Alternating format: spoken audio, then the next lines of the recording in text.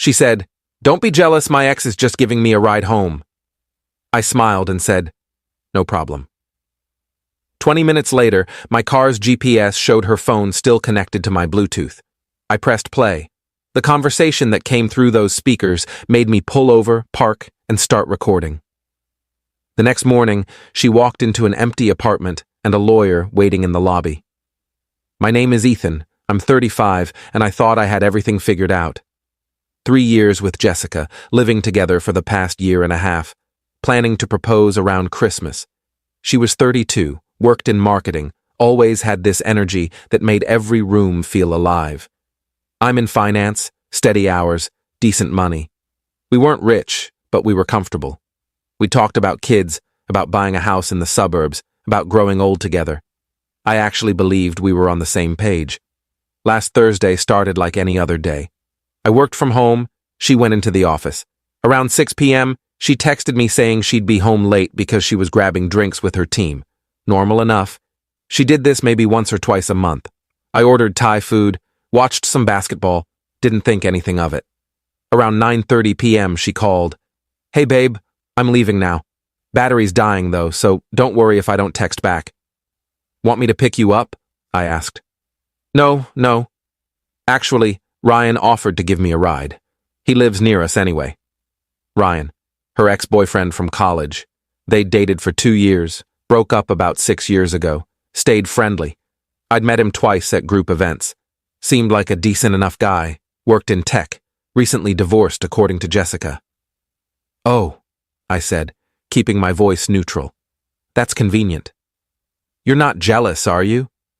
She laughed, that light teasing tone she used when she thought I was being silly. "No, of course not," I said. "See you soon. Love you, babe." "Love you too." I hung up and went back to my game, but something felt off.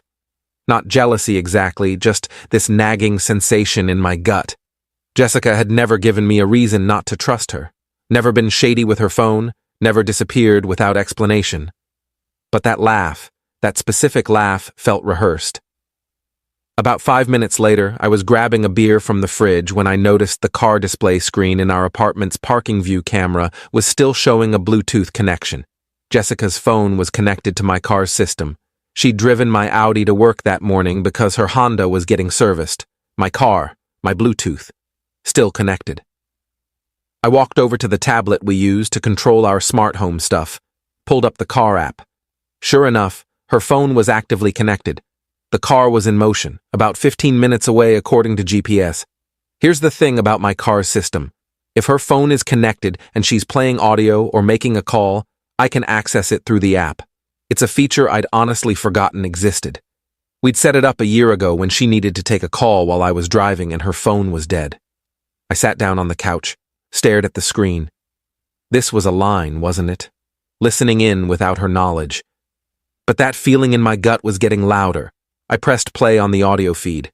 First, I just heard music, some pop song I didn't recognize. Then it stopped. Jessica's voice came through, crystal clear. "Okay, my battery isn't actually dying." I just said that so he wouldn't text me. Smart. That was Ryan's voice, deeper than I remembered. "How much longer are you going to keep this up?" "I don't know. It's complicated." "Jessica, come on. You've been saying that for 3 months. 3 months. My chest tightened. "He's talking about proposing," Jessica said. "Like actually bought a ring." "How do you know?" "I saw the charge on our credit card. Went to the jeweler's website. He got exactly the ring I showed him a year ago." There was a pause. I could hear turn signal clicking. "Do you love him?" Ryan asked. Another pause, longer. "I care about him. He's stable. He's kind. He's everything that makes sense on paper." "That's not what I asked." "No," she said quietly. "Not like I love you." I need to emphasize this. I was completely still. Not crying, not yelling, not throwing things. I just sat there, phone in one hand, beer in the other, listening to my girlfriend of 3 years tell her ex-boyfriend that she didn't love me. "Then leave him," Ryan said. "Move in with me. We'll figure it out. You're still legally married. The papers are filed. It'll be final in 6 weeks. Michelle's already moved on. She doesn't care. And if I leave Ethan, what happens to the apartment? It's in both our names. He makes more than me. I can't afford it alone. You move in with me. I just said that. Into your one-bedroom apartment that still has your wife's stuff in it? Ex-wife. And I'll clean it out. Jessica, I can't keep doing this. Sneaking around, pretending we're just old friends when your boyfriend's around. Either be with me or don't. I need time. You've had 3 months. How much more time do you need? The GPS showed they were 10 minutes away now. After he proposes, Jessica said. I'll wait until after he proposes, say yes, then break it off like a month later. That way it seems like I really tried to make it work. He won't hate me as much. Ryan laughed. Actually laughed. That's incredibly fucked up. I know, but he deserves better than me just walking out. This way there's closure. Closure. Right. They went quiet for a bit, more music. Then Jessica spoke again.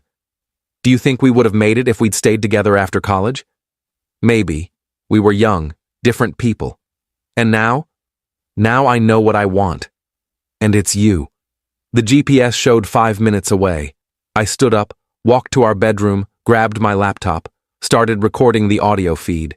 Every word, every pause, every casual confession of a betrayal that had apparently been going on since August. Pull over before we get to my building, Jessica said. The parking lot has cameras. You're paranoid. I'm careful. There's a difference. The audio cut out.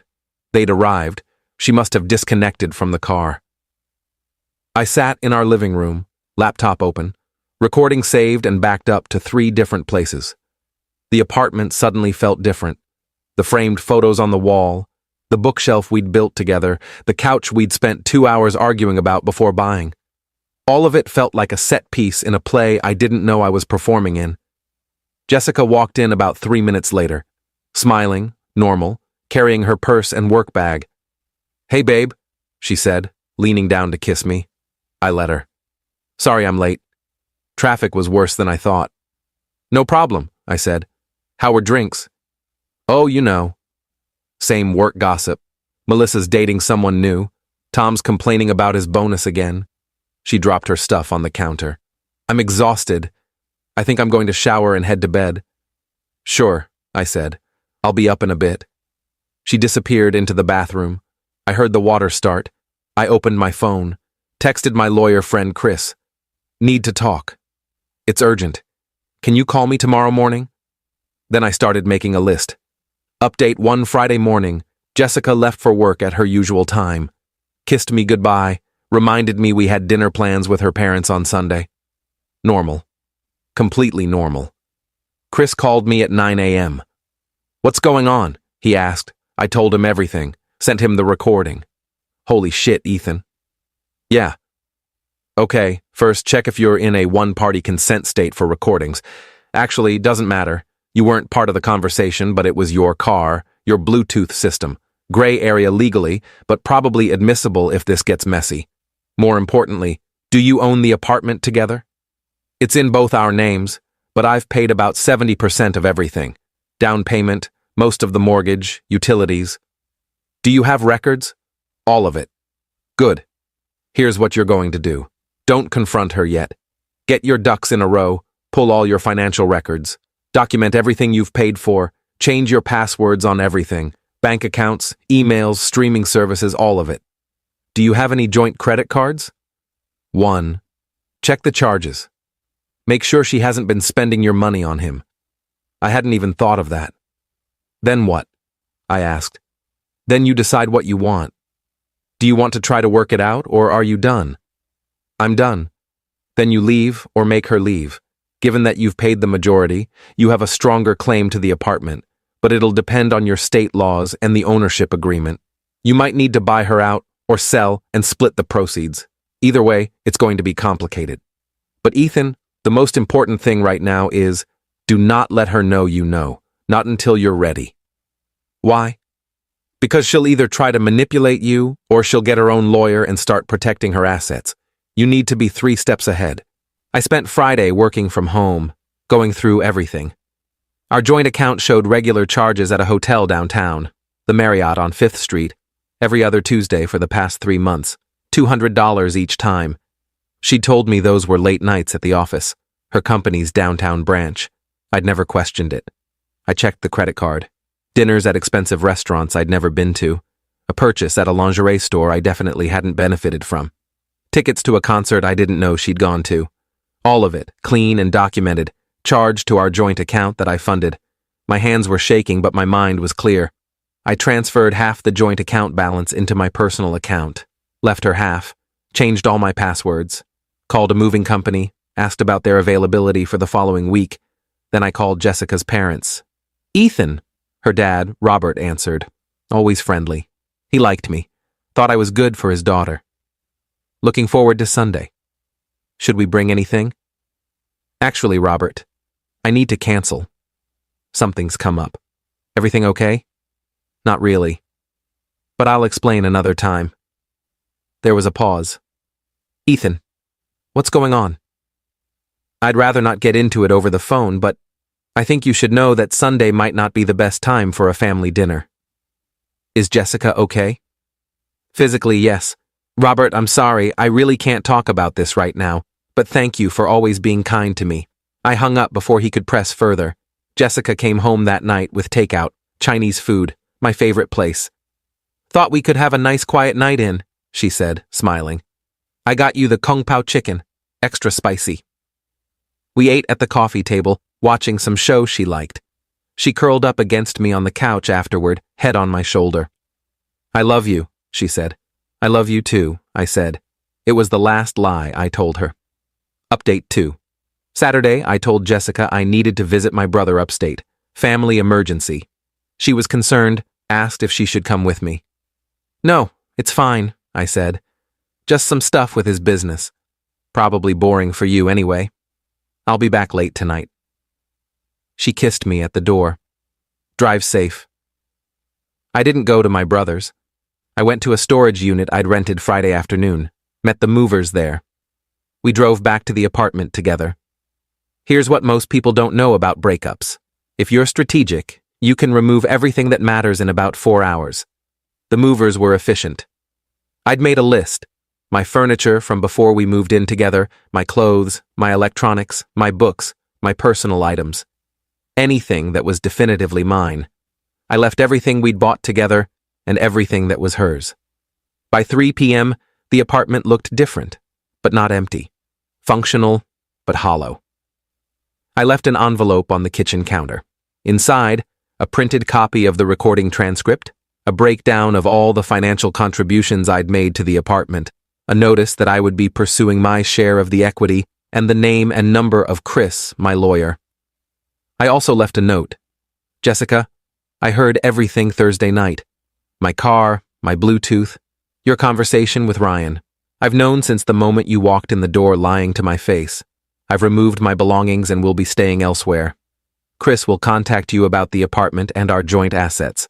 I've already split the joint account 50-50 and removed my name from the credit card. I don't hate you.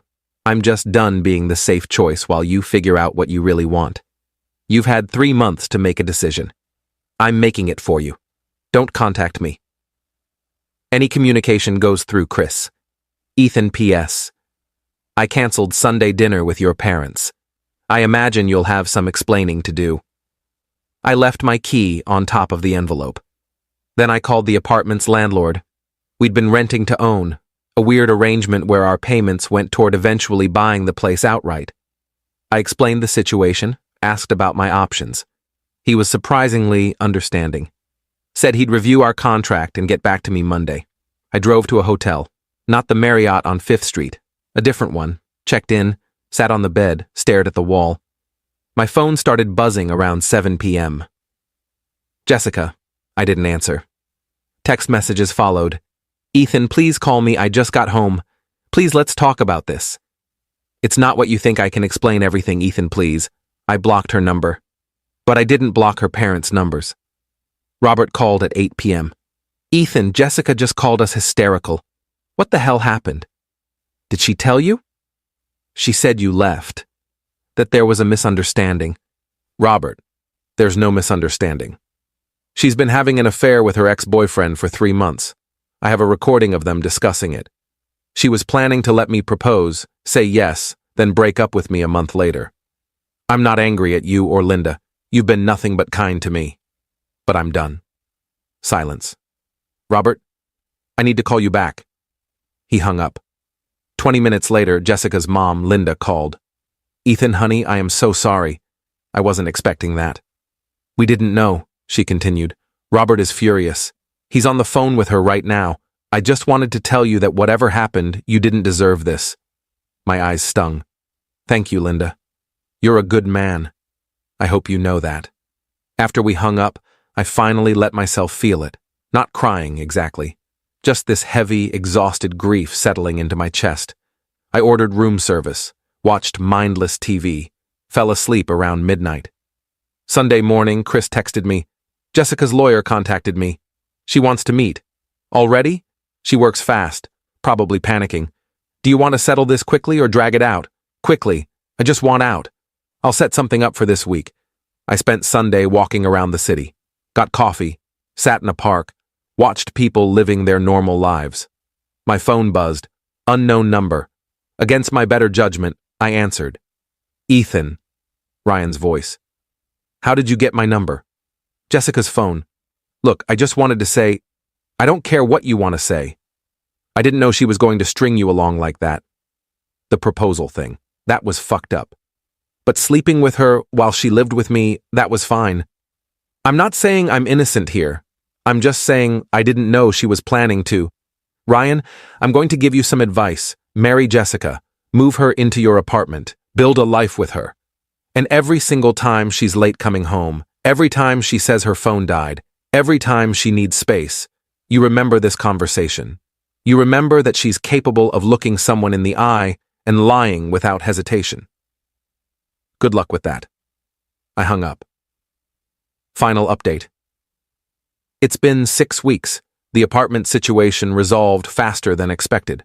The landlord reviewed our contract and agreed that given my financial contributions, I had the primary claim. Jessica could either buy me out or we'd sell and split proceeds based on our respective investments. She couldn't afford to buy me out. We listed it last week. Chris negotiated a clean separation of assets.